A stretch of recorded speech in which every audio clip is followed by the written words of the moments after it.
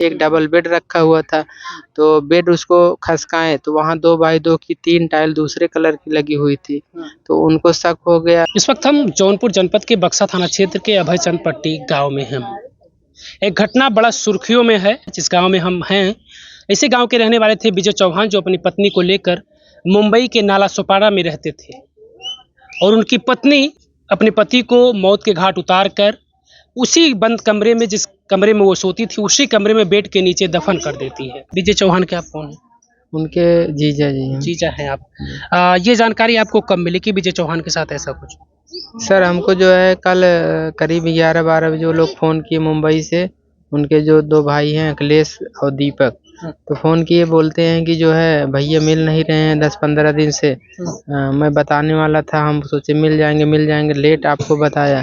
तो मैं बोला ढूंढो उनको, कहाँ हैं, किधर गए हैं।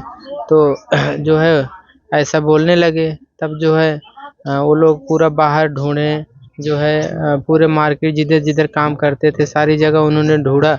ढूंढ के जो है जब हेरते हेरते थक गए, मिल ही नहीं रहे हैं, तब जाके जो है ये जो उनकी विजय की पत्नी थी और जो वो लड़का मोनू शर्मा था, वो विजय की पत्नी को मोनी विश्वकर्मा जो था विजय के पत्नी को आंटी बोलता था, क्योंकि उम्र में उसके और इसके उम्र में काफ़ी अंतर है। और आंटी बोलने वाला लड़का ऐसी हरकत करता था, आदमी सोचता नहीं है भाई आंटी बोल रहा है तो कमरे में आ रहा है, बच्चे को चेतन को खिलाता था, इधर उधर घुमाता था, तो कोई आदमी गौर नहीं किया कि ये ऐसा कर रहा है। 1 महीने या 2 महीने जब भी से वो कर रहा था, तो ऐसे करते चला गया। इसके बाद जो है जो विजय की पत्नी थी वो जो है 19 तारीख को वहाँ से उसके साथ फरार हो गई, गायब के साथ। मोनू के साथ, मोनू विश्वकर्मा जो था। और इसके बाद वो फरार हो गई। और जब फरार हो गई उसके कल की बात है, जब वो लोग को पता चला, एक पान वाले अंकल थे जो वहाँ नाला सोपाड़ा में जिधर इनका रूम है उसके सामने थोड़ी दूर पे उनकी दुकान थी, तो उन्होंने बताया कि तुम्हारी भाभी यहाँ आई थी 2 ठो बेगारी पूछने की, बेगारी दे दो अंकल, थोड़ा टंकी वंकी बनवाए हैं, उसको मुनवाना है। तो उन्होंने पूछा कि तुम्हारा तो पति खुद मिस्त्री है, तुम्हारे 2 देवर मिस्त्री हैं, हाँ तो तुम मेरे पास क्यों आए? बोलते हैं कि जो है वो लोग यहाँ नहीं है, कहीं बाहर काम कर रहे हैं। कहें चलो ठीक है, मैं भेजता हूँ, तुम जाओ इधर से। तो वो चली गई कमरे पे। तब वो अंकल ने अखिलेश चौहान को फ़ोन किया कि तुम्हारी भाभी, वहाँ बुलवाए फ़ोन करके कि तुम्हारी भाभी आई थी, ऐसा ऐसा बोल रही, तुम लोग ने बाहर ढूंढ रहे हैं, कभी अंदर जाके कमरे में देखा कि वहाँ भी कुछ हो सकता है? तो वो लोग बोले हम लोग तो कमरे में गए नहीं हैं, गए थे एक दिन थोड़ा बहुत देखे, लेकिन वहाँ कुछ मिला नहीं। तो वो लोग फिर दोबारा जब गए वहाँ पे, तो जो है वो वाइट कलर की टाइल सारी तरफ कमरे में लगी हुई थी, एक डबल बेड रखा हुआ था, तो बेड उसको खसकाए तो वहाँ 2 बाई 2 की 3 टाइल दूसरे कलर की लगी हुई थी, तो उनको शक हो गया कि हम लोग तो सारी वाइट टाइल्स लगाई थी, दूसरे कलर की कहाँ से टाइल आ गई नहीं। तो जब शक हुआ तो वो लोग जुटे, तो सुबह जो है सुबह 9 बजे करीब वो लोग खुद अपने हाथ से तोड़ने लगे। 5-6 लोग थे उधर के दोस्त यार, गांव देश के सब थे, तो तोड़ने लगे। जब थोड़ा सा तोड़े और थोड़ा गहरा किए 1-2 फुट, तो उसमें से बदबू इतना आने लगा कि खोदना मुश्किल हो गया। कैसे कैसे करके थोड़ा खोदे तो उनका कुछ अंग जो है शरीर का दिखने लगा। वो लोग तो उसी से छोड़ दिए कि भाई लाश तो इसी में है, भाई हमारा इसी में है, दफन है। तो तुरंत छोड़ छाड़ के रोने भी लगते वहाँ से कैसे बगल हुए।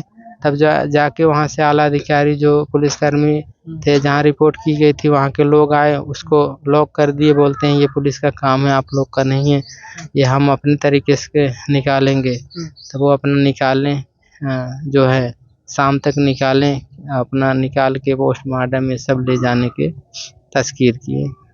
अच्छा, जो बगल वाला लड़का था मोनू, जिसको प्रेमी बता रहे हैं आप लोग कि वही प्रेमी था विजय की पत्नी का, तो इन लोगों का अफेयर कब से था? इसकी जानकारी कब कुछ है आपको? क्योंकि उनकी माँ बता रही है, विजय की माँ बता रही है कि इनका काफ़ी समय से इन लोगों का प्रेम प्रसंग का मामला चल रहा था। विजय को जब इस बात की खबर चली तो विजय ने मारपीट भी किया था अपनी पत्नी के साथ। तो ऐसा कुछ? नहीं, जैसे ये था ना कि वो विजय की औरत को कभी आंटी बोलता था, कभी क्या बोलता था, क्योंकि थोड़ा उम्र में फ़र्क था। ये 28-30 साल की थी और वो 19-20 साल का था, 10 साल का करीब अंतर था। तो उस लड़के में भाव में कम आया कि ये ऐसा कर सकता है, क्योंकि वो भी कमाई करने वाला लड़का नहीं था, वो तो पढ़ रहा था, पढ़ने जाता था, छोटा-मोटा ट्यूशन पढ़ाता था। तो ऐसे में शक नहीं हो रहा था पूरी तरह से कि ये ऐसा कर सकता है। लेकिन वो ऐसा कर दिया कि आदमी सोच नहीं सकता कि कैसे इतना बड़ा कांड उसके साथ मोनू विश्वकर्मा ने और वो जो है विजय की पत्नी ने दोनों मिल के ऐसा। अच्छा, ये अब आपके मन में सवाल आ रहे हैं या लोगों के मन में ये अब सवाल आ रहे हैं कि वो उम्र में 19-20 साल का था, यानी 10-12 साल का डिफरेंट था दोनों लोग की उम्र में। ये तो अब चीज़ें आ रही हैं, लेकिन जो चीज़ें ये चर्चा में है कि पहले से इन लोगों का प्रेम प्रसंग था और इस बात को विजय जानता था। ये सर देखिए, प्रेम प्रसंग जो था, जैसे अब कमरे में लड़के आ रहा है जा रहा है तो आदमी कैसे, और दिन भर ड्यूटी करता है, बाहर रहता है, तो आदमी पूरी तरह से जान नहीं पाता है। कोई अगर बताए तभी तो पता चलता है। और इन लोग का प्रेम प्रसंग था, फ़ोन से बातें होती होंगी, लेकिन हम लोगों को पता नहीं हो पाया। ना तो विजय चौहान को पता चला। वो तो उनका चेतन लड़का जो था, एक दिन बोला पापा ये मनुआ से बात कर रही थी फ़ोन पे। तो तब वो विजय को पता चला कि ये बात करती, तो मोबाइल चेक किए तो देखें तो हाँ, बात कर रही थी। पकड़ी गई तो उसको जो है बिगड़े बोले, तो वहाँ से बात शुरू हो गई। हाँ, यानी ये पहले से ये कुछ चीज़ें जानकारी मिल चुकी थी कि मोनू से और जो विजय की पत्नी थी इनसे कुछ न कुछ चक्कर था। कुछ था, लेकिन ये सर बाद में पता चला, नज़दीक आने के बाद जब ये लोग कांड किए उस टाइम ये सब चक्कर पता चला कि पहले से थोड़ा बहुत था इन लोगों का। अच्छा, वो कब फरार हुई है? कल तो डेड बॉडी मिली है, फरार कब हुई है? 19 तारीख को हुई। 19 तारीख को वो पहले फरार हो गई। 19 को फरार हुई। अच्छा, इसके पहले जब पूछने आते हैं जो विजय के और भाई अन्य वहाँ रहते हैं, तो वो क्या बताती है? जैसे उससे पहले जब पूछने आते थे तो वो बोलती थी कि दूर काम ठिकान पे गए हैं, ठिकान पे काम करने। तो वो लोग बोलते हैं कि कभी ठिकान पे जाते नहीं थे, इधर ही उधर तो उनका काम चलता था, कैसे ठिकान का काम ले लिए। बोलती तुम लोग को नहीं पता है, वो बड़ा काम लिए हैं। ऐसे गोल-गोल उन लोग को डाँट के भगा देती थी, घुमा देती थी। ऐसे 5-7 दिन 8 दिन तक उन लोग को ऐसे गुमराह करती रही और वहाँ वो रहती रही। और जो है उन लोग जाते थे, देखते थे, रहते थे, लेकिन पता नहीं कर पाए कि वो कहाँ हैं। और इसके बाद 19 तारीख को जब जान गई कि हमारे जान के पीछे लोग पड़ गए हैं, हम अब जान जाएंगे, तो भाग ये 19 को उस मोनू विश्वकर्मा के साथ और जो है दोनों फरार हो गए।